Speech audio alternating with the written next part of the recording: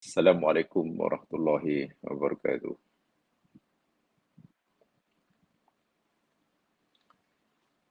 Alhamdulillah, nahmaduhu wa nasta'in. Wa natubu ilaihi wa nastaghfiruh. Wa na'udzu billahi min syururi anfusina wa min sayyiati a'malina. Man yahdihillahu fala mudilla lahu wa yudlil fala hadiya lahu.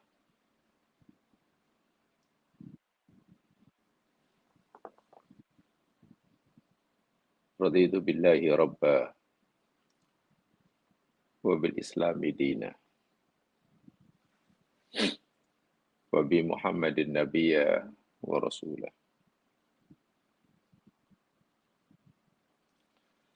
Allahumma inna nas'aluka lisanan ratiban bidzikrik wa qalban maf'uman bisyukrik wa badanan layyinan hayyinan bita'atik. Ya Allah, berikanlah kami lidah yang lembut, yang sentiasa basah mengingatimu dan menyebut namamu. Berikan kepada kami hati yang penuh semangat, segar mensyukuri nikmatmu, serta badan yang ringan, mudah untuk menyempurnakan ketaatan kepadamu. Allahumma inna nas'aluka imanan kamila wa nas'aluka ilman nafi'a wa nas'aluka yaqinan shadiqa wa nas'aluka dinan qayyima wa nas'aluka al-afiyata min kulli baliyah wa nas'aluka tamamal ghina 'anil nas. Ya Allah, kurniakanlah pada kami keimanan yang sempurna, hati yang khusyuk, ilmu yang bermanfaat lagi berguna, keyakinan yang benar-benar mantap. Ya Allah, kurniakanlah kami din, cara hidup yang jitu lagi unggul, selamat daripada segala mara bahaya dan malapetaka. Kami memohon-Mu, ya Allah, kecukupan yang tidaklah sampai kami terpaksa meminta-minta jasa kepada orang lain. Wahab lana haqiqatal imani bik, hatta la nakhafu wa la narju ghairak, wa la na'budu syai'an siwak. Ya Allah, anugerahkan pada kami keimanan yang benar, sehingga kami tidak ada rasa takut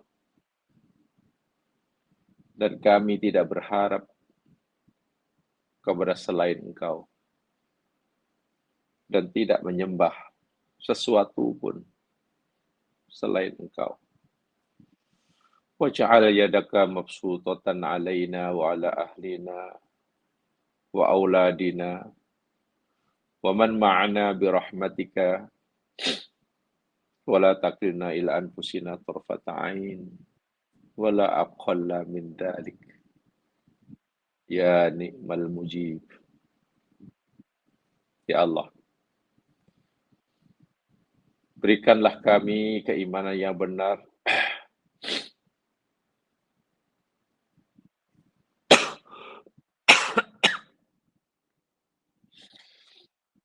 hulurkan kedua tangan-Mu, ya Allah, melimpahkan rahmat dan keberkatan atas kami, keluarga kami, anak cucu kami, dan orang-orang yang bersama kami. Ya Allah, janganlah Engkau serahkan diri kami kepada diri kami, walaupun hanya sekelip mata atau kurang daripada itu. Wahai Zat yang Maha mengabulkan segala permohonan. Sallallahu ala Muhammad wa ala alihi wa ashabihi wa barik wa sallim. Amin. Ya Rabbal Alamin.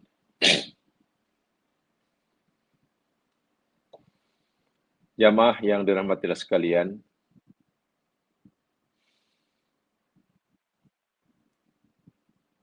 sesuai dengan firman Allah Subhanahu wa taala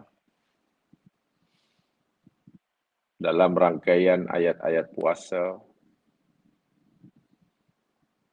surah Al-Baqarah 183 hingga 187. 183, 184, 185 cerita tentang puasa.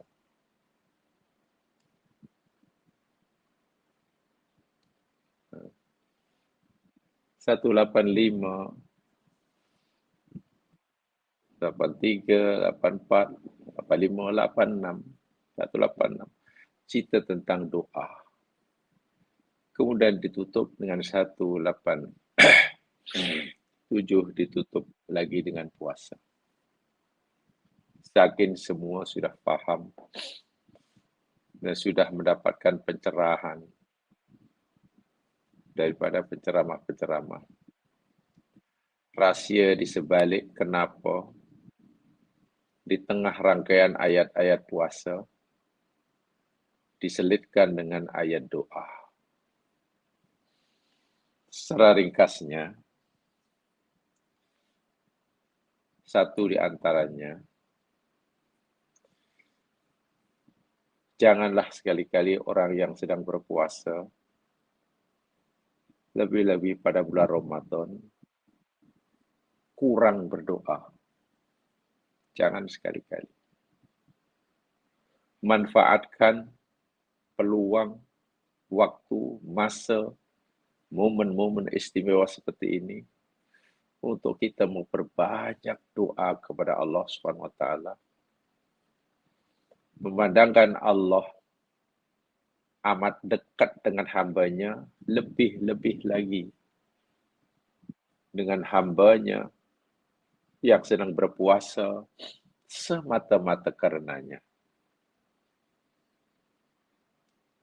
Sia kita berharap boleh jadi kita tidak menunggu masa yang lama untuk mendapatkan kemakbulan doa daripada Allah bila kita panjatkan kepadanya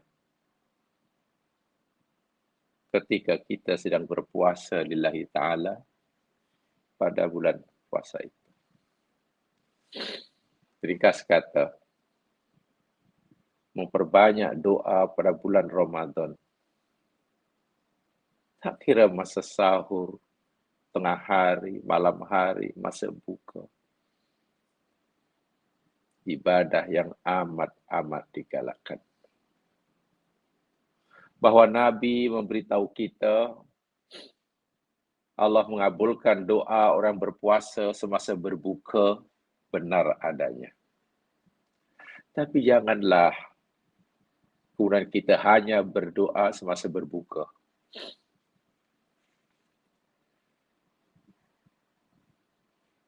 Jika doa orang berpuasa semasa berbuka dikabulkan benar adanya dan boleh jadi, itu adalah keistimewaan yang Allah berikan padanya. Tapi ini tidak bermakna Allah tidak mengabulkan doa orang berpuasa walaupun ketika ia berdoa bukan ketika dia tidak pada masa berbuka. Sebab itu di samping jamaah, belajar sana, belajar sini, ibadah sana, ibadah ini. Salah satu ibadah yang tolong jangan ditinggalkan. Berdoa. Yang hakikat doa adalah izharud du'fi wal iftiqari ilallah. Menzahirkan kelemahan diri, menzahirkan ketidakmampuan diri, dan menzahirkan rasa berhajat sepenuhnya kepada Allah Subhanahu wa taala. Bila itu kita dapat amalkan, maka Allah akan segera mengabulkan doa kita. Jadi doa hakikatnya bukan semata-mata meminta sesuatu yang kita hajatkan. Bukan semata-mata. Tapi doa lebih bermakna, lebih bertujuan, bermaksud menzahirkan kelemahan diri. Kita yakin kita lemah, kita yakin tidak berdaya, lalu kita ekspresikan ketidakmampuan kita itu dengan ucapan yang kita tujukan kepada Rabbul Jalil Azza wa Jalla. Itu pesanan saya pada saya sendiri dan juga pada jemaah sekalian. Doa, doa, dan doa.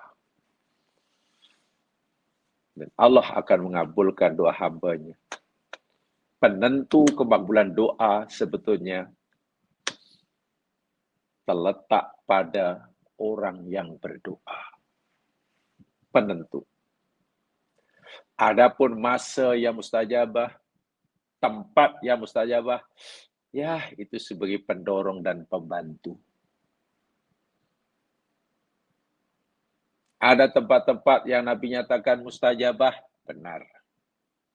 Ada waktu-waktu yang disebut waktu mustajabah, betul.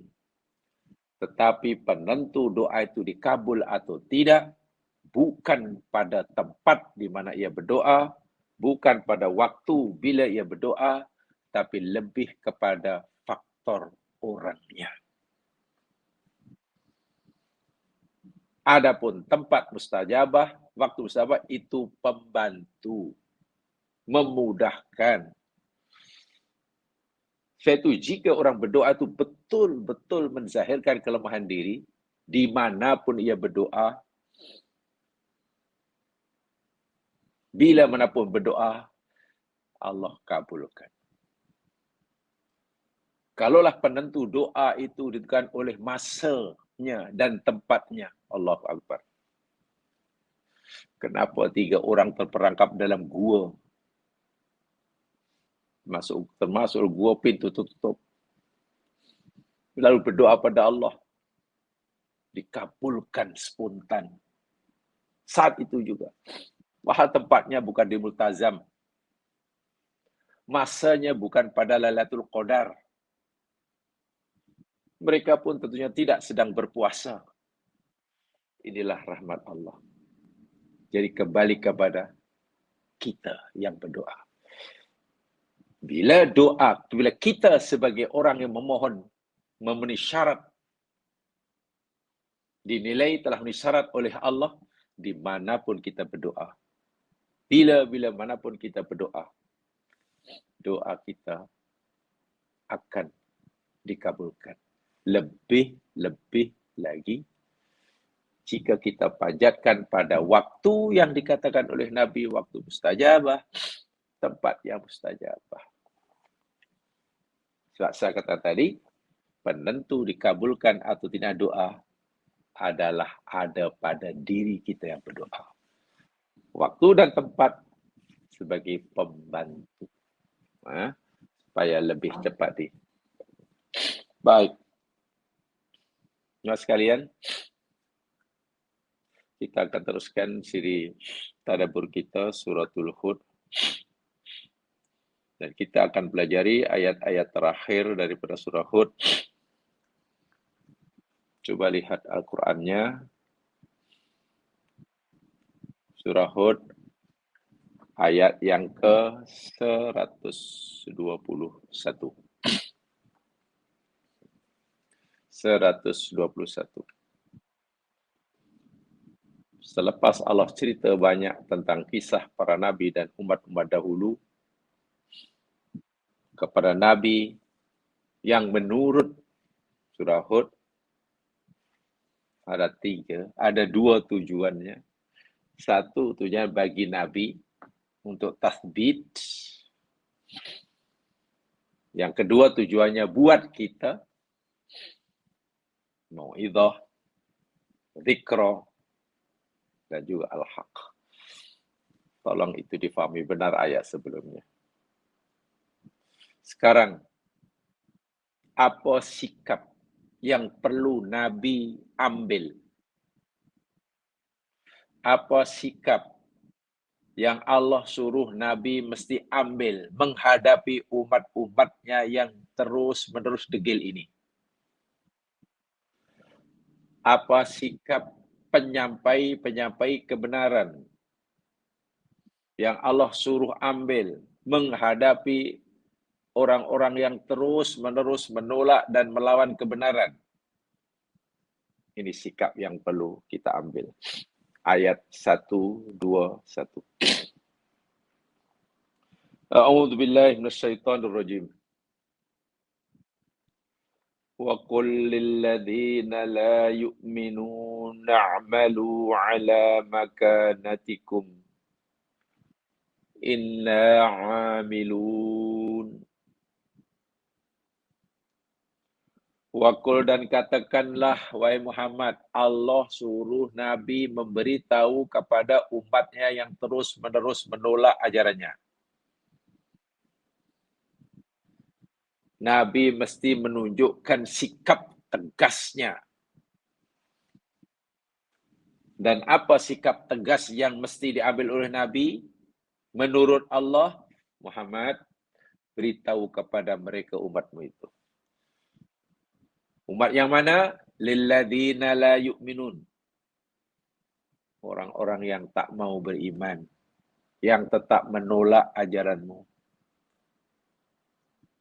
Beritahu mereka. I'malu ala makanatikum. Berbuatlah kamu menurut kemampuan kamu.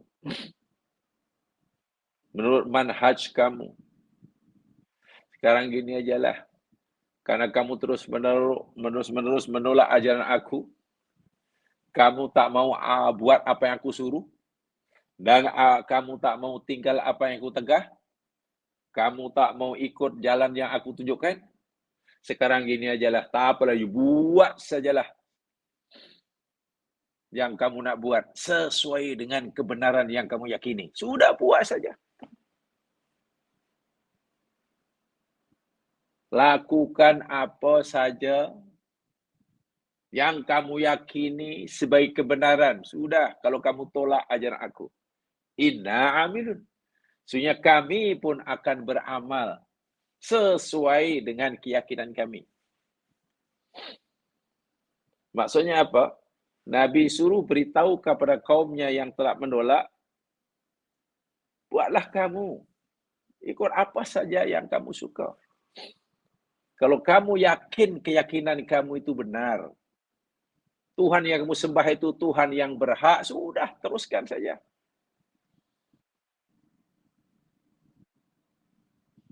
Bila kamu yakini bahawa gaya hidup yang benar itu yakni menipu, curang, menzalimi orang, bergaduh, ya sila teruskan saja. Kalau memang benar itu keyakinan kamu. Sebab apapun nasihat, apapun peringatan, nampaknya tidak memberi manfaat kepada kamu. Man laisa min ahlil iman, fala tanfa'uhumul mawa'iz. Bagi mereka yang bukan ahli iman, tapi ahli kufur dan syirik, la tanfa'uhumul mawa'iz. Macam-macam mau'izah tak bermanfaat. Anwa'ut tadhkir, macam-macam peringatan tak berfaedah. Nah, kepada orang ini macam mana? Ambillah keputusan, sikap yang tegas. Sudahlah, buat ajalah apa yang kamu suka.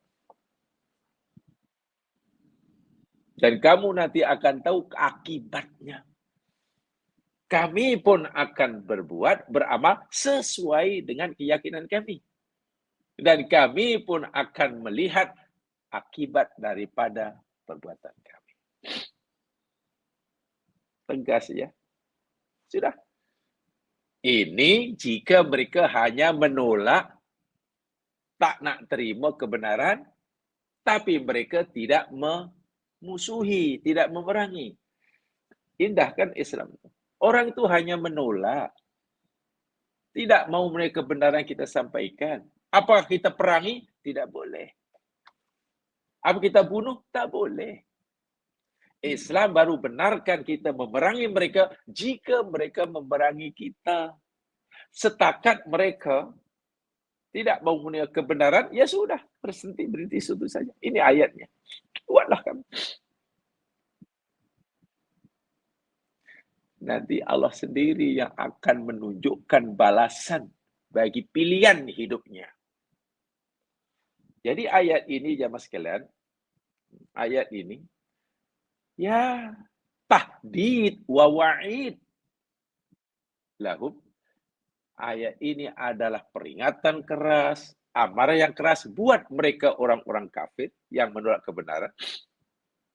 Sekaligus ayat ini yakni wa'dun, janji bagi orang-orang yang beriman. Kami akan buat sesuai dengan keyakinan kami. Dan Allah akan beri balasan nanti. Itu janji Allah pada orang beriman yang berada di atas jalan yang benar. Kamu buatlah sesuai dengan keyakinan kamu. Nanti kamu akan tahu balasannya. Itu amaran. Itu peringatan yang keras. Masya Allah. Ya, selesai. Akhirnya apa? Ya sudah, masing-masing. Kamu ambil jalan kamu, kami ambil jalan kami. Tengok. Belum berlaku peperangan. Macam mana pada zaman belum berlaku peperangan seringkali? Ya, karena mereka bukan sekadar menolak ajaran Nabi, tapi mereka angkat senjata. Barulah bila mereka mengangkat senjata, Nabi dan umat Islam pun angkat senjata memerangi mereka. Tapi kalau setakat menolak, tak nak terima dan mereka tidak mengacau umat Islam, ya sudah. Nah, di situ lakum dinukum waliyadin. Di situ i'malu ala ma kanatikum inna amilun. Jadi tetap masing-masing jalan sesuai dengan pilihannya. Jadi itulah Islam itu agama dakwah. Islam itu disebarkan dengan dakwah, dengan nasihat. Salah kalau orang berpendapat Islam dikembangkan di bawah mata pedang. Tak betul. Islam berkembang karena peperangan. Salah. Kalaupun dalam Islam itu ada perang melawan orang kafir, itu karena orang Islam diserang. Jadi peperangan dalam Islam hanya bersifat mempertahankan diri. Bukan untuk memperluas tanah jajahan. Bukan. Sesuai dengan namanya Islam. Daripada salam, damai. Dan seterusnya. Ibnu Katsir berkata, Yaqulullahu ta'ala amiran rasulahu ay yaqula alladhina la yu'minun bima ja'a bihi min rabbi ala wajhi tahdid. Kata Ibnu Katsir. Allah Subhanahu wa taala perintahkan rasulnya untuk memberitahu sikapnya kepada orang-orang yang tidak beriman kepada kebenaran yang disampaikan oleh Nabi daripada Tuhannya ala wajib tahdid, dalam bentuk ancaman dan peringatan. I'malu ala makanatikum. So, i'malu ala makanatikum ini zaman bukan perintah bermakna wajib ya. Walaupun i'malu mana beramalah kamu, berbuat kamu itu merupakan suruhan. Ini bukan suruhan bermakna wajib atau sunnah. Ini namanya tahdid, amaran. Budak naik pokok, panjat pokok, suruh turun tak nak, suruh turun tak nak. Orang tua takut budak tu jatuh. Tapi degil juga akhirnya orang tuanya, udahlah nak, panjatlah tinggi-tinggi. Nak, panjat tinggi, suka hati kau lah. Apa itu maknanya? Ya, mungkin bagi anak yang tak faham, rupanya mak ayah dah benarkan aku untuk panjat tinggi-tinggi rupanya. Mula-mula memang dia larang, sekarang disuruh pula. Itu budak yang tak faham. Wah, itu amaran. Panjat tinggi-tinggi nak, kalau perlu sampai ke hujung. Buatlah apa yang kau nak buat. Budak dinasihat malam-malam ni nak duduk rumah. Ya, dah maghrib isyak tu di rumah. Disuruh dan jelah sampai pagi balik. Malam balik pukul 11. Kenapa balik 12? Janganlah nak, baliklah awal. Esok malah balik pukul 1. Kenapa pukul 1 baru balik nak? Baliklah pukul 10. Lalas pukul 2 baru balik. Akhirnya orang tua, gini aja lah nak. Jadi balik pukul 2, pukul 3. Kenapa pukul 2 baru balik? Katanya. Kenapa pukul 2 dah balik? Katanya. Elok tak payah balik aja lah. Tak payah balik aja lah. Tak apalah, you tak balik lah. Terus tak payah balik. Mau balik, mau tidak pun, terpulanglah. Kau buatlah apa yang kau suka. Itu sebenarnya amaran. Itu tahdid. Buatlah ala tariqatikum wa manhajikum. Buat sesuai dengan cara hidup kamu, pilihan manhaj kamu, dan kami pun akan beramal sesuai dengan cara hidup kami, manhaj kami. Kata Ibnu Katsir.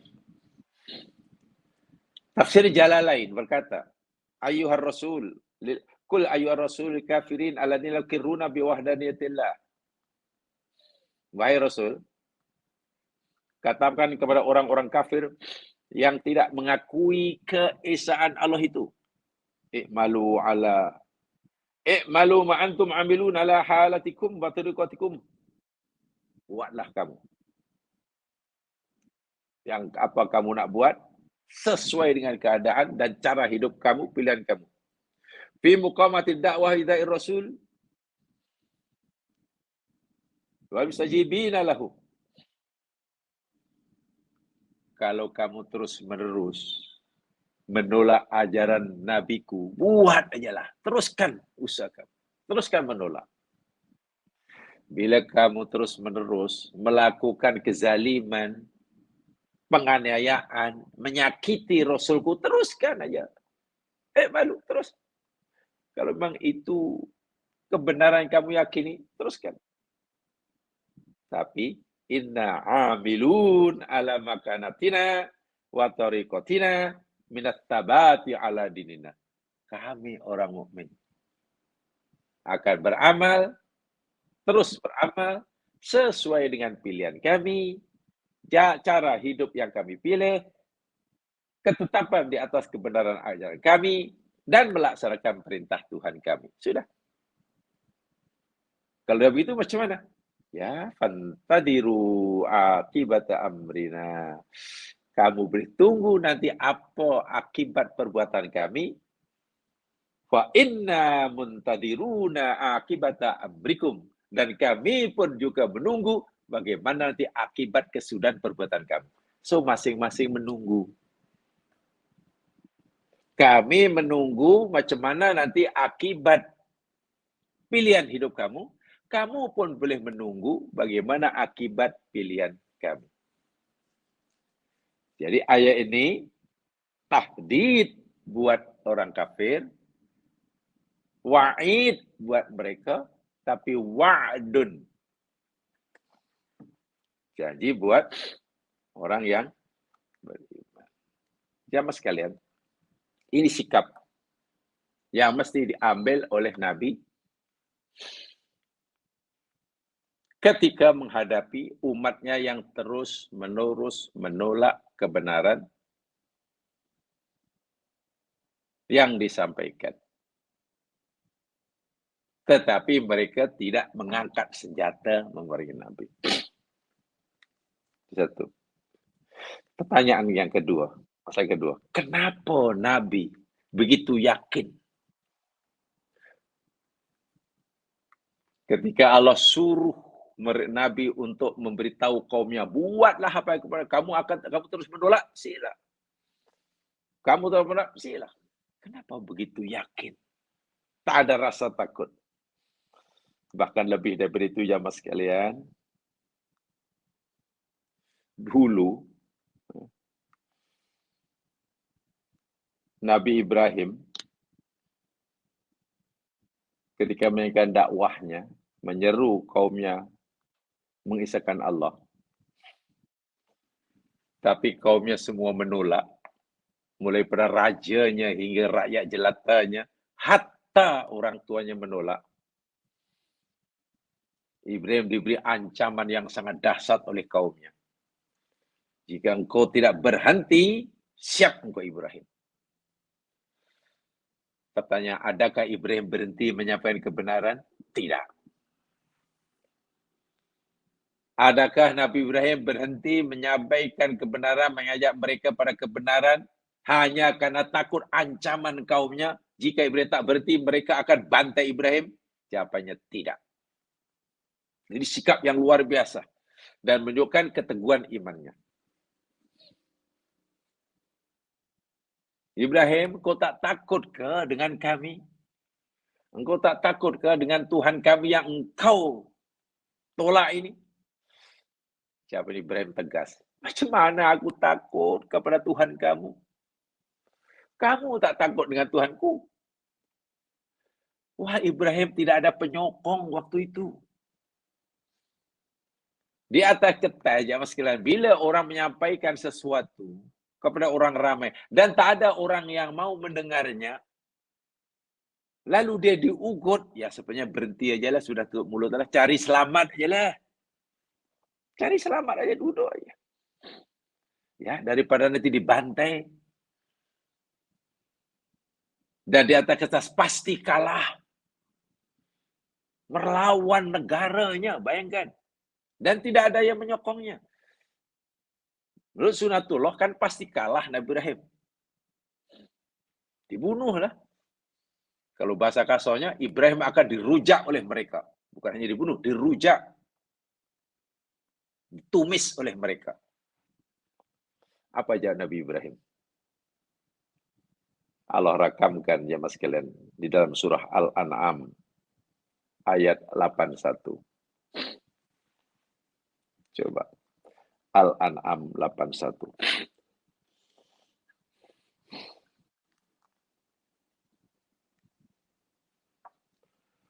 A'udzu billahi minasy syaithanir rajim.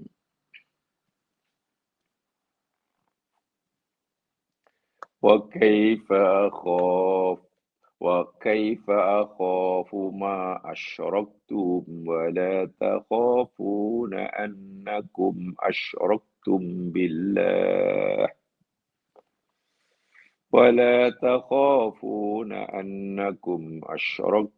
بالله ما لم ينزل به عليكم سلطانا فأي الفريقين أحق بالأمن إن كنتم تعلمون. Subhanallah. Jawab Nabi Ibrahim ketika diugut oleh kaumnya. Bukan kaumnya, oleh negaranya lah, termasuk sultan rajanya. Bapaknya sendiri pun. Jika tidak mau berhenti, saya gunakan bahasa yang lebih keras, Ibrahim akan dirujak oleh kaumnya. Adakah ugutan ini membuat Ibrahim kecut, takut? Tidak. Kenapa? Nah, dalam ayat sebelumnya telah kita pelajari kisah para nabi. Sebelum Nabi Ibrahim sudah ada Nabi Nuh. Dan kisah yang Allah berikan kepada setiap nabi, siapa para nabi yang diutus oleh sebelumnya, itu diberitakan kepada nabi selepasnya. Sehingga hati para nabi dan yang akan kuat linuthabbita bihi fuadak. Apa jawab Ibrahim? Wa kaifa akhafu, macam mana lah aku takut. Ma asyraktum, kepada Tuhan yang kamu sekutukan tu. Kamu fikir aku takut? Tuhan batu yang kamu sembah, patung yang sembah itu akan murka kepada aku. Marah kepada aku. Menimpakan musibah, bencana, penyakit pada aku. Kamu fikir aku takut? Macam mana aku takut? Wala takhafuna annakum asyraktum billah. Sedangkan kamu tidak takut menyetukan Allah. Apa yang aku takuti dengan Tuhan-Tuhan kamu? Dia patung, tidak boleh memberikan manfaat atau menolak madarat. Aku ketuk, aku pukul pun, dia tak boleh cakap apa-apa. Kamu saja yang fikir, patung kamu boleh marah, boleh menimpakan madarat, boleh menimpakan sakit. Tapi aku sikit pun tak percaya. Aku hancurkan, dia diam saja. Sepatutnya kamu yang takut menyekutukan Allah dengan makhluk. Karena Allah itu an-nafi' ad-daru. Allah boleh memberikan manfaat, Allah juga boleh menimpakan madarat. Allah boleh memberikan pahala, Allah boleh menimpakan siksa. Itu yang patut kamu takuti. Aku lawan Tuhan kamu, bahkan aku pecahkan Tuhan kamu, sikit pun aku tidak ada rasa takut. Karena itu tidak memberikan apa manfaat atau madarat. Sebaliknya yang patut takut yakni kamu. Kepada Tuhanku, yakni Allah, yang kamu sekutukan. Yang Allah tidak memberikan apa-apa bukti kebenaran. Sekarang pertanyaannya. Ayul fariqaini ahaku bil amni. Yang mana satu, dua puak, dua kumpulan. Akukah yang hanya beriman pada Allah? Zat yang maha sempurna, maha berkuasa, maha perkasa. Ataupun kamu yang berhak mendapatkan rasa aman, sedangkan kamu menyembah patung. Coba. Mana yang berhak mendapatkan rasa aman, rasa selamat, rasa tentram? Akukah yang menyandarkan diri hanya kepada Rabbul Jalil, Allah Subhanahu Wa Taala, ataupun kamu yang bergantung harap kepada patung? Ibrahim suruh mereka berpikir. Kamikah nanti yang akan diselamatkan oleh Allah? Yakni orang-orang hamba Allah yang berada di atas jalan yang benar, ataupun kamu nanti akan menemui kemenangan dan kejayaan selamat di akhirat, sedang kamu berada di atas jalan yang batil. Ya pastilah orang yang beriman pada Allah, orang bersandung hanya pada Allah, itu yang ahaqqu bil amni. Tengok bahasanya, ahaqqu bil amni. Orang yang paling berhak mendapatkan rasa aman, rasa tentram, selamat. In kuntum ta'lamun. Tengok cabarannya. Jika kamu benar-benar paham, bila kamu tahu, bila kamu benar-benar punya ilmu, kamu pandailah, kamu boleh fikir. Kamu suruhkah aku takut? Bahkan kamu rasa pelik karena aku tak takut. Sekarang justru kami yang paling berhak merasa, kami yang paling berhak dibebaskan dari rasa takut. Karena kami bergantung harap kepada Rabbul Jalil. Dan orang yang layak ditimpa rasa takut dan tidak ada rasa selamat, rasa tentram, rasa aman walaupun sesaat, nah kamu lah. Tengok bagaimana tegasnya. Bahkan dalam ayat yang lain dikatakan, "Qul id'u syuraka'akum," panggil sekutu-sekutu kamu. Kalau kamu merasa tidak cukup kuat untuk membinasakan aku, panggil sekutu-sekutu kamu. Tuhan-Tuhan yang aku percaya mampu melakukan menimbulkan keburuan pada aku, panggil, minta bantuan pada mereka. Tumakiduni, kemudian perdayakan aku. Setelah kamu minta bantuan pada Tuhan-Tuhan yang kamu fikir boleh membantu aku, lalu timpakan madarat itu pada aku. Kiduni, fala tunziruni. Jangan kamu bagi aku tempo. Jangan tangguh-tangguh. Apa yang nak saya sampaikan? Pejuang-pejuang kebenaran. Tentu dalam hal ini para anbiya. Kenapa begitu kuat semangatnya? Melawan kaumnya yang jumlahnya tidak sedikit. Sikit pun tak ada rasa takut. Bahkan dicabar. Mereka mencabar, sila. Kamu katakan aku akan ditimpa musibah bila rusakkan Tuhan kamu. Tak apa. Kalau kamu begitu, sila. Lakukan, tunjukkan. Dan jangan bagi tangguh, jangan postpone. La tunziru ni. Begitu dalam ayat yang lain. Dalam Al-A'raf. Nabi Muhammad demikian juga. Sikap itu yang perlu ada bagi penegak-penegak kebenaran. Tidak boleh takut ugutan. Tidak boleh. Walaupun mungkin risikonya akan dirujak. Betul. Bekas ahli sihir Fir'aun. Betul? Setelah berpegang kepada kebenaran. Terima ajaran Nabi Musa. Diugut oleh Fir'aun. Diugut. Dan ugutan itu sempat disampaikan pada mereka. Bekas ahli sihirnya. Kamu berani ya beriman kepada Tuhan selain aku? Kamu berani ya menerima ajaran Nabi Musa sebelum aku izinkan? Qabla an azana lakum. Sebelum beta izinkan, kata Fir'aun. Kalau kamu tidak mencabut keimanan kamu, siap la uqatti'anna aydiyakum wa arjulakum min khilaf. Aku akan kerat-kerat tangan dan kakimu bersilang. Itu yang saya dirujak. Aku akan rujak kamu. Bukan hanya bunuh, rujak. Pertanyaan saya. Pertanyaan. Adakah bekas dari Fir'aun yang akidah tauhid kebenaran sudah sebati dengan dirinya, gentar, lari, lalu merayu-rayu, tolong janganlah Fir'aun, janganlah, kami masih nak hidup, janganlah dikubur macam tu, nantilah. Tak ada, bala dicabarnya itu Fir'aun. Faqdima antaqat. Fir'aun, lakukan, laksanakan, putuskan apa yang kamu putuskan itu. Kamu nak kerat diri aku kan? Iya, lakukan sekarang. Jangan tangguh-tangguh. Tengok. Begitu semangat.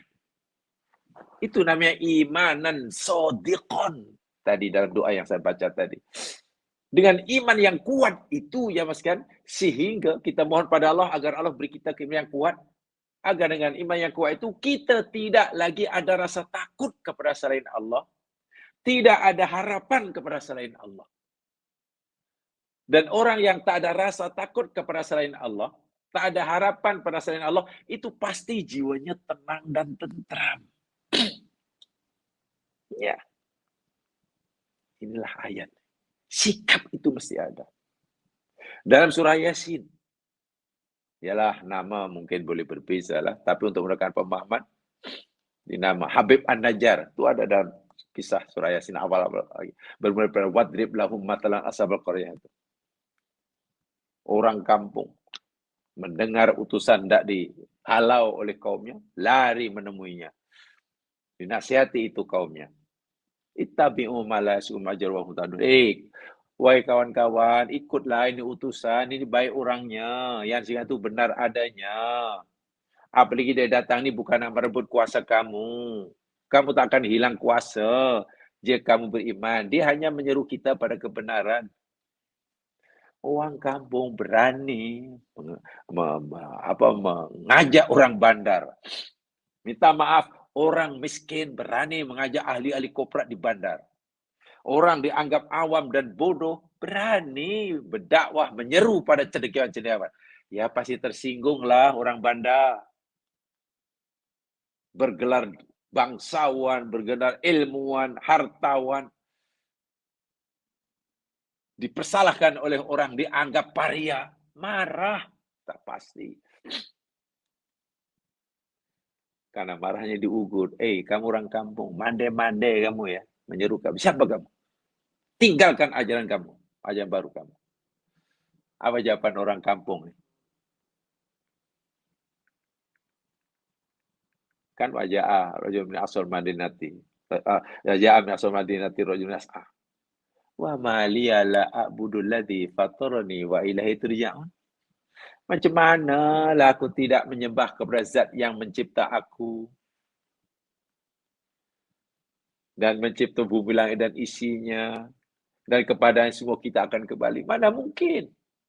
Tak mungkin aku tinggalkan Allah yang baru yang aku terima. Sebab kalaulah aku mengambil selain sebagai Tuhan, habis nanti Allah akan siksa aku. Ringkas kata, si orang kampung yang imannya sudah sebati dengan hatinya ini, menjadi orang yang paling kuat. Tidak ada yang ditakuti selain Allah. Tidak ada yang diharapkan selain Allah. Kan itu kan dalam doa yang saya baca tadi. Dan dia dikabulkan. Karena memang jiwanya betul-betul ikhlas dalam berdoa. Akhirnya apa? Orang kampung tadi kan dirajam ya Mas Kilan. Disalib dan dirajam. Dirajam. Yang merajamnya marah betul. Ini uang tak betul. Dan kaum yang merajam orang kampung tadi mendapatkan satu kepuasan yang luar biasa. Dapat merujak orang yang dianggap khianat, dianggap tak sopan. Belum pun orang yang dirajam tadi mati, belum masuk ke alam barzah. Telinganya mungkin pendengaran masih dapat mendengar caci maki orang yang merajamnya. Malakul rahmah diutus oleh Allah membisikkan kepada telinga batinnya bahwa Allah telah ampunkan segala dosanya. Iya. Karena apa? Sehingga dia kata, ya laita qaumi ya'lamun. Ya laita qaumi ya'lamun. Aduhai jika sekiranya lah kaumku yang merajam aku ini tahu apa yang aku tahu, nampak apa yang kau sedang lihat, dapat merasakan apa yang aku sedang rasa. Aduh, pasti mereka tidak akan merajam aku. Bima ghafaroli rabbi wa ja'alani minal mukramin. Sebab apa laganya ya Allah ampunkan dosa aku yang tidak sedikit.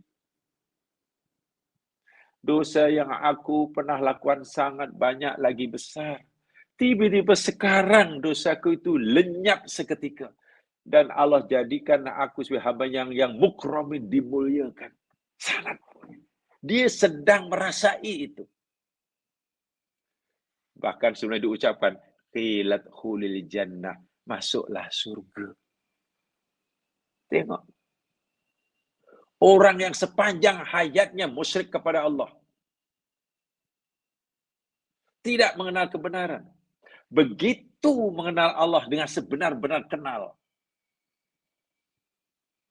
Kenal Allah bukan hanya dengan ucapan. La ilaha illallah itu sudah mendarah daging dalam hatinya, dalam fuadnya, bukan dalam qalbun, dalam fuad. Tenang luar biasa. Sehingga ketika badannya masih direjam oleh kaumnya, telinga, batinnya mendengar bisikan, masuklah dalam surga. Bukankah orang itu paling aman? Itulah orang yang ahaqqu bil amni. Orang yang merajam mungkin dia lihat sengsara itu orang, padan muka. Dia rasa dia sakit. Kata yang merajam. Tapi kata yang merasa mengalaminya, ditenang setenang-tenangnya. Karena dipersilakan masuk surga, dan melihat dosa yang banyak telah diampun, makomnya telah ditinggikan. Satu pemandangan yang betul-betul kontradiktif antara yang merasai dengan yang melihat. Dari mana kekuatan itu? Keimanan. Ya, itu. Tasbih. Allah dah kuatkan. Iman yang macam itulah sebetulnya. Pendirian yang macam itulah. Tidak mudah goyah. Dirayu ke dia apa aja. Ya, sekali benar, sebenar. Sekali la ilallah sampai bila-bila lah. Dapat ditawar-tawar lagi. Ya. Tidak dapat ditawar-tawar lagi. Walaupun tengok ayatnya. Ayat ini tidak mudah ya Mas sekalian sebab Allah perintahkan Nabi seakan-akan Nabi disuruh oleh Allah, Muhammad, beritahu pada umat kamu. Isna'u ma syi'tum, buatlah apa yang kamu suka. Dan Nabi seorang mukmin tidak perlu tersinggung. Ya, tapi mereka terus syirik pada Allah, terus maki-maki Allah, macam mana nanti? Ya, Allah tidak akan terjejas kemuliaannya. Allah tidak akan terjejas. Walaupun mereka tidak menyembah Allah, kemuliaan Allah tidak terjejas. Ini syaratnya ya, yang sekarang sikap situ, misalnya kita telah menyampaikan kebenaran itu hingga kadar yang paling maksimum. Jangan kita belum berdakwah, akhirnya kita ambil sikap ini. Kita belum menyampaikan dakwah pada mereka, kita sudah tak apalah, you buatlah apa yang kamu suka, kamu percaya, sebab patut hebat sukalah. Oh, tak boleh. Ayat ini kan Allah berikan pada Nabi setelah Nabi ibaratnya setelah para Rasul telah mencapai kemuncak dakwahnya. Siang, malam, pagi, petang. Tapi mereka tetap menolak. Barulah Allah suruh para Nabi dan Rasul mengambil sikap tegas seperti ini. Tapi bagi yang belum menyampaikan kebenaran, belum menyampaikan kebenaran kepada manusia, lalu orang degil, tak boleh ambil sikap macam ini. Quran suruh kata, malu, tak apalah, kenapa kita susah-susah? Tak, bukan begitu ya. Bukan begitu. Sebab itu ayat seperti ini disampaikan oleh pada Rasul, bukan di awal dakwah Nabi, bukan di awal dakwah Rasul. Ketika Nabi telah menyampaikan macam-macam cara untuk mengajak mereka, tapi mereka tetap degil. Ini. Jadi menunjukkan bahawa iman ijamah bila sudah masuk, meresap dalam hati. Tidak ada yang ditakuti kecuali Allah. Tidak ada yang diharapkan kecuali Allah. Tidak ada yang dicintai kecuali Allah. Apapun ugutan, ancaman, risiko seberat apapun akan dirasakan ringan baginya. Bila kekuatan yang sebenar itu sudah sebati dengan dirinya. Bila iman belum ada, pasti mudah sedih, mudah takut, mudah. Tapi bila iman sudah mendarah daging, dalam keadaan yang paling kritikal dirasai oleh orang lain, dia pasti tenang setenang-tenangnya. Pasti. Ya, lihat umpamanya dalam surah Asy-Syu'ara. Coba jangan buka surah Asy-Syu'ara. Saya kutip sikit-sikit saja. Ayat 61 dan 62.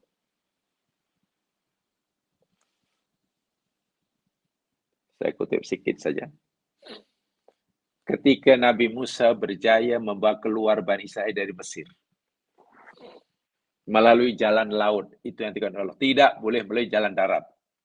Allah yang menyuruh Nabi Musa menyelamatkan Bani Israel daripada perhambaan Fir'aun melalui jalan laut. Bukan jalan darat. Wahai, kalau nak keluar daripada Mesir melalui jalan darat ke Al-Ardul Muqaddasah, boleh. Boleh. Waktu terusan Suez belum dibuat. Suez Tunnel belum ada. Tapi Allah suruh laut. Dan Musa pun ikut. Nabi Musa tidak melakukan apa yang dilakukan kecuali berdasarkan perintah Allah. Jadi bukan pilihan Musa, bukan Musa pandai memandai-mandai. Akhirnya Musa mengalami masalah, ratusan ribu terperangkap. Depan lautan, belakang sudah mulai nampak Fir'aun dan tenteranya mengejar. Nak terus maju ke depan, terjun ke laut, mati. Nak undur ke belakang, melawan Fir'aun, juga pasti kalah. Nak duduk termenung di situ, ya pasti akan dikejar dan mati juga. Dan keadaan sangat kritikal, dan memang patut takut.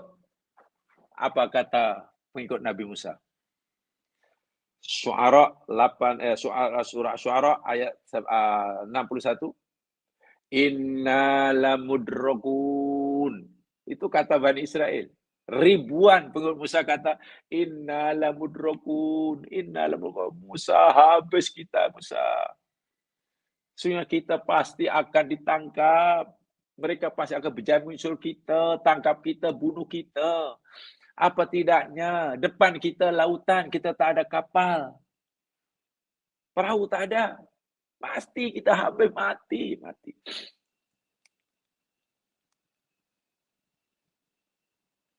Logik kan dia mas. Memang begitu realiti dia. Realiti yang dilihat oleh mata, didengar oleh telinga, difikir oleh pikiran, memang mati di situ. Akan dirujak oleh Fir'aun. Coba bagaimana cara menyelamatkan diri. Selamat tak ada. Panik luar biasa. Tapi tengok Nabi Musa. Yang dalam hatinya sudah ada la ilaha illallah. Sehingga tidak ada rasa takut kecuali Allah. Lautan yang terbentang luas, Fir'aun yang dibilang pun segipun tidak membuat Musa gerun sikit pun. Luasnya lautan di depan, kejaran Fir'aun dari belakang, keinginan untuk menyelamatkan kaumnya, sedikit pun tidak menimbulkan rasa khawatir. Kenapa? Karena dalam hatinya sudah ada la ilaha illallah. Sehingga tak ada rasa takut kecuali pada Allah, tak ada rasa mengharap kecuali pada Allah. Apa jawab Musa ketika semua kaumnya ketakutan? Ayat 62 surah Syu'ara. Kalla, tidak. Kamu fikir kita akan mati, dikejar oleh Fir'aun, atau kita tidak? La, kalla. Sama sekali tidak. Dengan penuh semangat dan yakin. Inna ma'iya Rabbi. Aku kata tidak mungkin mereka mengejar kita, tidak mungkin kita akan dibunuh, dirujak oleh mereka. Karena aku yakin, sesungguhnya bersama aku Tuhanku. Allah Tuhanku yang menyuruh aku membawa kamu, mengeluarkan kamu dari Mesir melalui jalan laut ini, dia, bukan aku. Ini bukan inisiatif aku, ini bukan rancangan aku nak membawa kamu melalui jalan ini. Ini adalah arahan Allah. Bila kita patuh akan arahan Allah, buat apa yang Allah suruh, kemudian tiba-tiba kita menghadapi masalah, jangan takut. Jangan takut kita menghadapi masalah kerana kita ikut apa yang Allah suruh. Kenapa tak perlu takut? Allah sendiri yang akan menyelesaikan masalah itu. Allahu Akbar. Dalam sekali pengajarannya. Orang yang ikut apa yang Allah tetapkan, jika nanti menghadapi masalah, jangan takut. Kerana Allah sendiri akan menyelesaikan masalahnya. Dengan cara Allah, bukan dengan cara kita. Lainlah kalau kita memandai-mandai dalam hidup. Kita hidup memandai-mandai sendiri. Lalu kita bermasalah. Ya, kita merengek-rengek pada Allah. Untuk Allah bantu kita. Ya kalau Allah bantu, kalau tidak. Kalau dalam kasonya lah, minta maaf, ini bahasa kasonya, bahasa manusia. Bila kita mandai-mandai dalam hidup, lalu kita ada masalah, lalu minta pertolongan pada Allah, Allah akan jawab, kan kamu sendiri yang pilih jalan macam itu, sekarang kamu susah, pandai-pandailah engkau. Kalau gunakan bahasa manusia, seakan-akan Allah kata begitu. Berbeza dengan, oh hambaku, kau sekarang ada masalah? Ya Musa, ya Allah, kata Musa. Kami masalah, ya Allah. Depan kami lautan, Fir'aun dari belakang. mengajak kami. Dan mereka takut akan, oh tidak. Iya, aku tahu kamu ada masalah ini karena kamu ikut aku kan. Yang suruh kamu membawa Bani Israel berjalan laut ini aku kan. Iya, ya Allah engkau. Apa? Karena aku yang suruh dan kamu patuh pada perintahku, aku yang akan menyelesaikan masalahmu. Betul. Dengan cara aku, kata Allah. Dan Musa yakin. Dan karena yang paling itu rupanya cara Allah menyelesaikan masalah yang dahsyat, maha dahsyat. Ya, bahasa kita petik jari aja.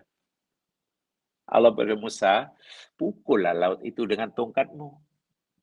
Tuh, tongkat yang pegang tuh pukul ke laut. Pukul itu tahu terbentang jadi highway. Selamat dia. Tengok. Sesimpel itu Allah menyelesaikan masalah manusia yang paling rumit. Di luar akal. Mungkin kan. Bagaimana bila kita mau berlaku atas kita keajaiban yang dahsyat itu? Patuh kepada Allah. Itu saja. Allah suruh buat, Allah suruh duduk, Allah suruh ambil, Allah kata jangan ambil. Bila kita punya masalah, Allah sendiri akan menyelesaikan masalahnya. Dengan cara Allah ya, bukan dengan cara. Kalau kita pikir, macam mana cara mencarikannya? Ini depan lautan nih, ramai nih, bukan seorang dua, ribuan, Fir'aun mengejar. Macam mana nih? Mati kita. Nah itu masih meragui akan kuasa Allah. Imannya belum mantap. Tengok. Betul-betul berlaku direkodkan dalam Al-Quran. Sesimpel, sesederhana, semudah itu Allah menyelesaikan masalah yang dihadapi oleh manusia yang punya komitmen kuat patuh kepada perintah Allah. Bentanglah dan selamat. Ini juga Maryam. Simpel itu. Sesimpel itu Maryam hilang rasa takutnya. Begitu melahirkan anak tanpa bapak. Maryam itu perempuan suci. Pasti pikirannya bukan habis ya aku, ya Allah, lebih baik aku mati sebelum ini, ya Allah. Sekarang anakku lahir, nanti apa kata aku? Bila kau tanya ini anak siapa? Aku jawab ini anak periwanmu, mereka tak percaya. Pasti mereka tuduh aku ini perempuan jahat, anak luar nikah. Bagaimana Maryam sudah membayangkan bagaimana sedihnya. Mungkin nasib yang akan dialami nanti bila jumpa kaumnya dituduh perempuan jahat, anak luar nikah. Dan itu problem Maryam yang paling besar sekali. Masya Allah. Tapi ingat, Maryam mengandung bukan pilihan Maryam. Bukan. Itu Allah yang menetapkan. Dan Maryam samina wa ta'na. Sekarang Maryam akan menjadi masalah. Patutkah Maryam gelisah? Tak sepatutnya. Karena masalah yang dihadapi oleh Maryam, sebab Maryam ikut apa yang Allah suruh. Nanti Allah sendiri akan menyelesaikannya. Bagaimana cara Allah menyelesaikan masalah yang maha rumit ini? Petik jari. Hayyin. Semudah, sesimpel itu. Maryam, nanti kalau kamu ditanya macam-macam, dituduh macam-macam oleh kamu diam aja, Maryam. Bagi tahu kepada mereka, kamu nazar puasa. Puasa tak cakap. Serahkan pada anakmu. Aku menghendaki anakmu walaupun masih bayi, boleh berpidato, bersarah dengan bahasa yang fasih. Betul. Akhirnya menjawab tohmahan yang sangat keji, itu bayi, ya mas kalian. Ajaib. Orang Yahudi nak tuduh, macam mana bayi boleh cakap, entah-entah mak dia ajar. Tak mungkin. Maryam tidak mungkin mengajar, bayi mana boleh cakap macam itu. Begitulah. Dalam Quran sangat banyak kisah-kisah seperti itu, ya mas kalian. Ketika manusia sudah buntu mencari jalan keluar dari masalah yang membelenggunya, sedangkan masalah yang dihadapi itu kerana ia patuh perintah Allah. Jangan khawatir. Allah sendiri yang akan membuka jalan keluarnya. Dengan cara Allah, bukan dengan cara kita. Dengan cara yang Allah. Dan cara Allah kita tak mampu nak fikir. Sudah. Bak kata Musa, kalla. Aku tidak takut sama sekali. Inna ma'ya rabbi sayahdin. Dan banyak lagi seperti itu. Sebab itu para nabi, para penegak kebenaran cukup rileks. Tak apalah, kau buatlah apa yang kamu suka. Kamu nak terus memaki, menolak ajaran kami, sila. Kamu akan terus dalam kesalahan kamu, buatlah apa yang kamu nak buat. Dan kami akan buat apa yang kami yakini. Kamu boleh menunggu apa yang akan menimpa akibat pilihan kami ini, dan kami pun akan menunggu apa akibat pilihan kamu. Subhanallah. Karena Allah sendiri yang akan menentukan balasannya. Tentu balasan Allah ini dahsyat karena pelakunya Allah. Begini jamaah sekalian ya. Dahsyat atau tidaknya sesuatu balasan itu bergantung kepada siapa yang melakukannya. Paham? Dahsyat atau tidaknya suatu balasan itu bergantung kepada siapa yang melakukannya. Okey. Kalau kita buat umpamanya kesalahan pada orang, lalu kita mendapatkan balasannya dari orang itu.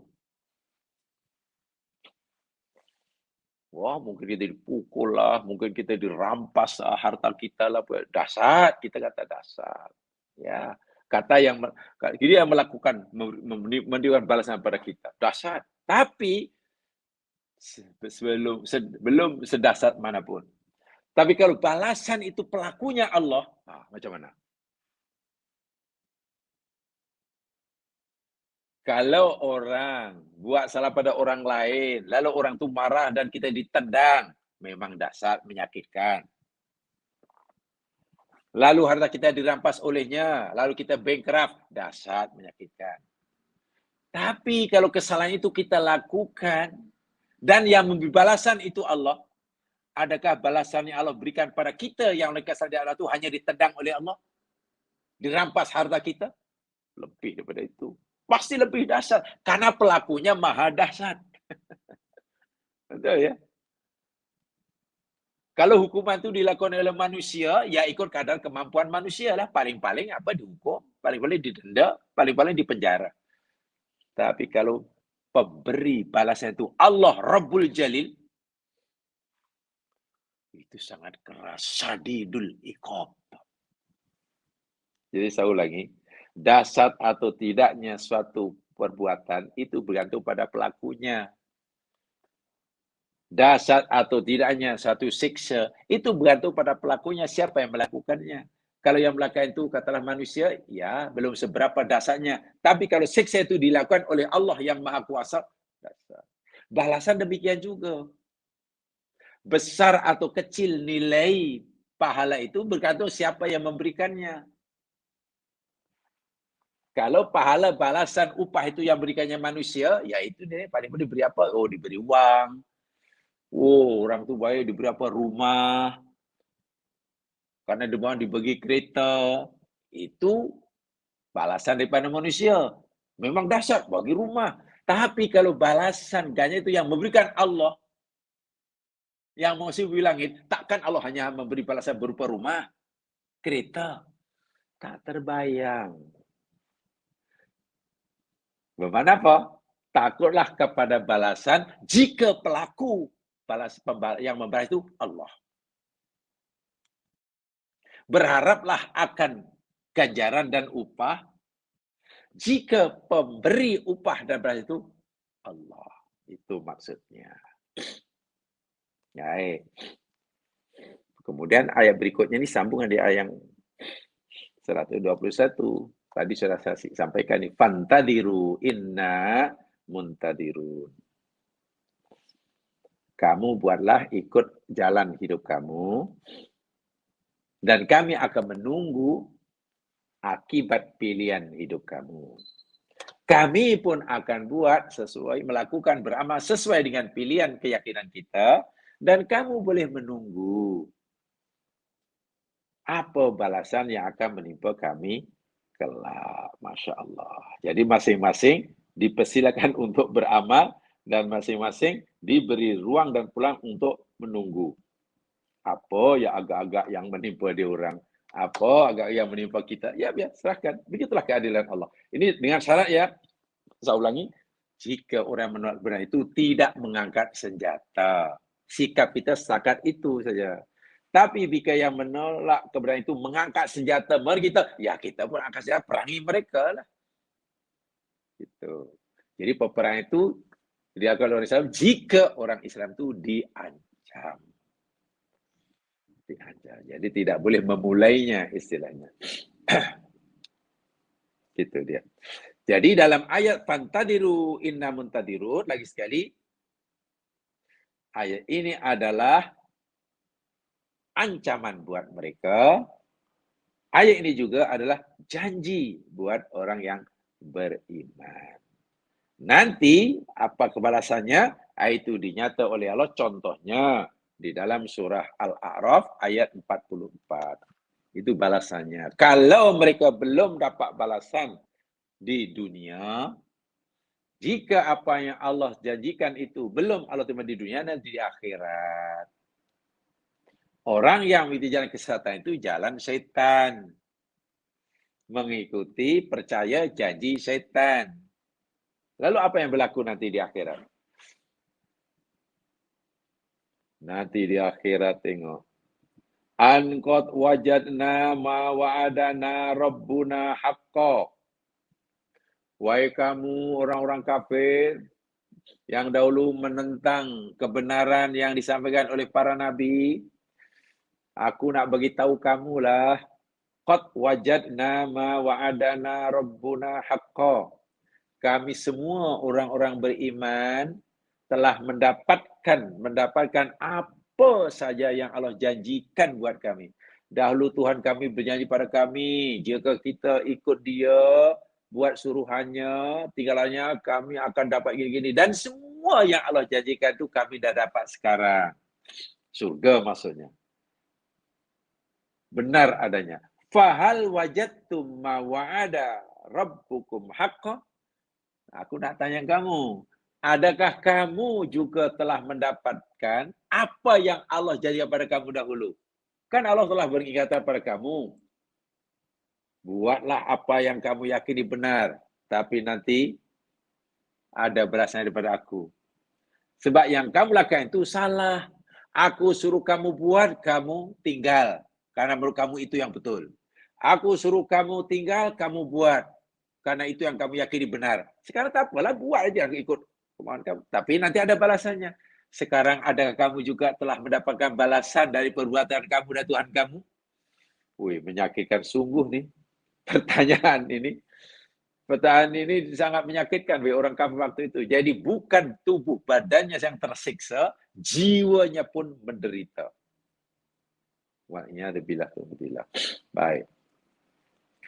Ayat terakhir daripada surah Hud. Alhamdulillah.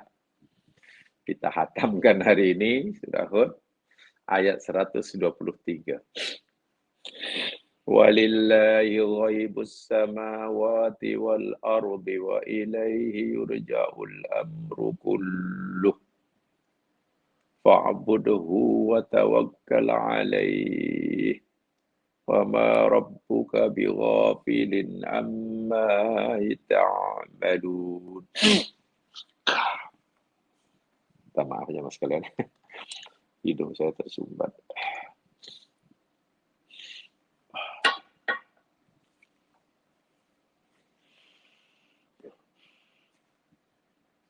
Walillahi, dan bagi Allah.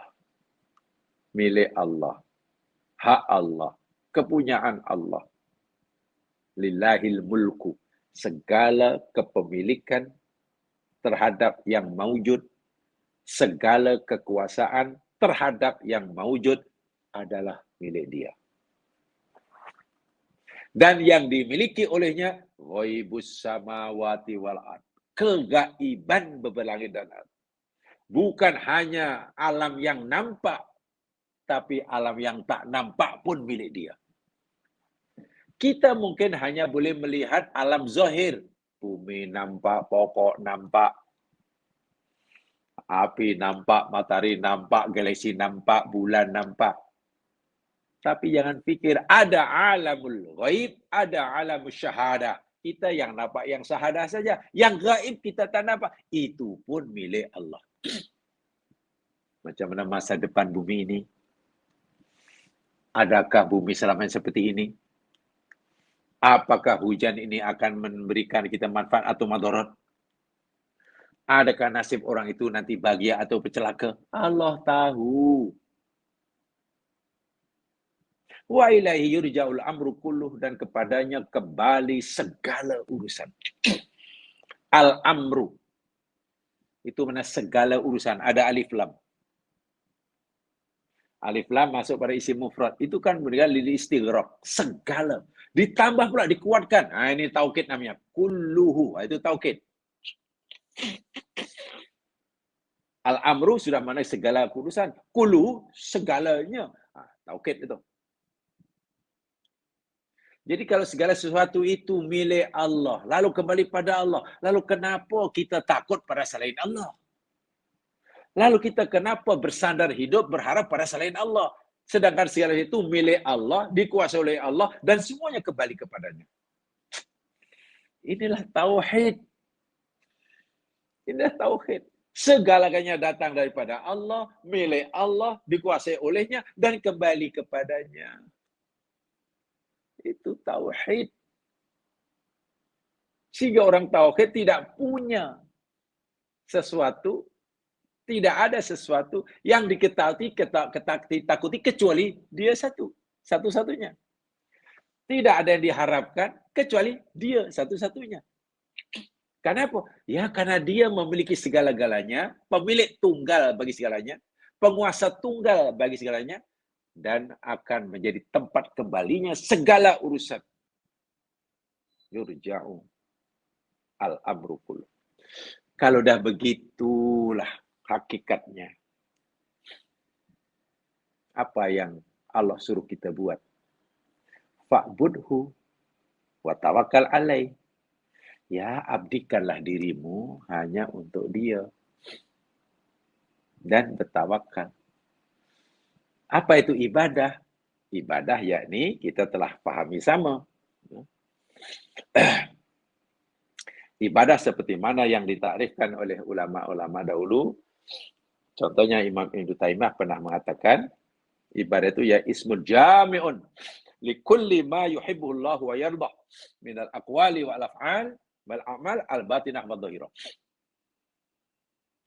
Ibadah itu yakni satu istilah nama yang mencakupi segala sesuatu yang Allah sukai dan Allah ridhoi, sama ada berupa perkataan-perkataan atau perbuatan-perbuatan, sama ada yang zahir maupun yang batin. Saya ulangi. Ibadah adalah satu istilah nama bagi segala sesuatu yang Allah suka dan Allah ridha. Sama ada ianya berupa ucapan atau perbuatan, ima yang zahir maupun yang batin, termasuk yang dalam hati. Katalah kita punya hati sifatnya apa? Pemaaf. Pemaaf itu Allah suka ke tak suka? Suka. Kalau itu punya maaf itu namanya ibadah. Rupanya punya sifat dalam hati ada apa namanya hasad. Hasad itu Allah suka tak suka ya? Oh, Allah tak suka. Kalau itu bukan ibadah. Itu yang batin. Jadi Allah suruh kita ubudhu, mana lakukan semua ibadah itu. Ima ibadah ritual yang Allah telah jelaskan, atau ibadah yang bukan ritual. Atau dalam bahasa mudahnya, sama ada ibadah khos atau ibadah am. Ibadah khos, ibadah ritual itulah. Solat lah, puasa lah, haji lah. Yang ritual. Yang sosial, lagi banyak ibadah sosial. Apa saja yang kita ucapkan, apa saja yang kita lakukan, sama ada yang boleh dilihat atau yang tak boleh dilihat karena dalam hati, yang Allah suka dan Allah ridho, itu ibadah. Apa saja. Sehingga boleh dikatakan, ibadah itu jadi kita mencari cinta Allah dan mencari ridho Allah melalui ucapan atau perbuatan. Yang zahir maupun yang batin. Itu ibadah. Luas sekali. Luas sekali cakupannya. Buat itu, buat ini, buat itu, buat ini. Asal Allah menyukai, ibadah. Dulu, kan pernah ada satu hadis, minta maaf ya Mas Gani. Kan pernah ada satu hadis yang yang sahabat pun kalau dalam bahasa kita macam protes lah, tapi tak mungkin kan sahabat protes. Begini, coba ibadah. Dan kalau ibadah itu mana dapat pahala, begitulah Mas. Allah suka, Allah ridho. Ya, ini hadis daripada Abu Dzar Al-Ghifari sebenarnya ya. Riwayat Muslim. Sahih hadisnya. Anna nasa min ashabi Rasul sallallahu alaihi wasallam qalu li Nabi sallam, ada sejumlah orang jumpa Nabi. Lalu bertanya, memberitahu pada Nabi, "Dhahaba alud-dutur bil ujur ya Rasul ni. Orang-orang kaya ni beruntunglah ya Rasul, pahalanya banyak. Orang kaya pasti pahalanya banyak sebab sedekahnya pun banyak." Nampaknya yang datang ni orang yang bukan orang kaya lah ni. Yusallun kam nusalli. Mereka salat sebagaimana kami salat. Kami salat, mereka pun salat. Yasumun kam nasum. Mereka puasa sebagaimana kami berpuasa. Wa yatasaddaquna bi fuduli amwalihim. Ini yang kami tak boleh buat. Mereka boleh bersedekah dengan harta mereka yang banyak, kami tak mampu. Tengok. Jadi sahabat pun rupanya ada rasa iri. Tapi iri dalam kebaikan, boleh. Ya Rasul, beruntungnya orang kaya ya Rasul. Kami solat, mereka solat. Kami puasa, mereka puasa. Tapi mereka bersedekah, kami tak boleh. Macam mana? Mestilah mereka ni punya pahala lebih ya Rasul. Karena banyak pahala yang sudah diborong oleh mereka, kita tak dapat. Jadi Nabi menghibur kepada sahabatnya yang tak kaya ni lah. Awalaisa qad ja'alallahu lakum ma tasaddaqun. Hai sahabatku, bukankah Allah telah menjadikan sesuatu yang kamu boleh sedekahkan? Maksudnya, apakah kamu fikir sedekah itu mesti dengan harta benda? Adakah Rasul? Adakah Rasul sedekah tak bersedekah tidak menggunakan harta benda? Ya, apa kamu fikir sedekah itu mesti dengan wang ringgit? Kami fikir begitulah ya Rasul. Oh tidak, wahai sahabatku. Inna bikulli tasbihatin sedekah. Kamu baca tasbih banyak-banyak itu pun sedekah. Wa kulli takbiratin sedekah. Kamu baca takbir banyak-banyak itu pun sedekah. Wa bikulli tahlilatin sedekah. Kamu baca la ilaha illallah banyak-banyak itu pun sedekah. Wa bikulli tahmidatin sedekah. Kamulah baca alhamdulillah banyak itu pun sedekah. Wah, si miskin ini sudah mulai seronok. Lah, rupa-rupanya walaupun kami tak mampu bersedekah dengan harta, kami boleh bersedekah dengan kalimah thayyibah. Subhanallah, alhamdulillah, la ilaha illallah, Allahu akbar, sedekah pula. Wa amrun bil ma'ruf sedekah, wa nahyul munkar sedekah. Suruh mengajak orang buat baik itu bersedekah. Mencegah orang lain buat jahat itu bersedekah. Ini seronok, ini sahabat seronok ni. Ini hiburan bagi si miskin. Sehingga peluang sedekah terbuka luas. Yang buat sahabat macam tak puas hati. Bahasanya ibarat macam tak puas hati. Protes. Ketika Nabi kata, wa fi bud'i ahadikum sedekah. Allahu Akbar. Terjemahan harfiahnya, dan ada, minta maaf ya, ini saya tak harfiah secara harfiah dahulu. Dan ada pada kemaluan itu pun sedekah. Terkejut sahabat.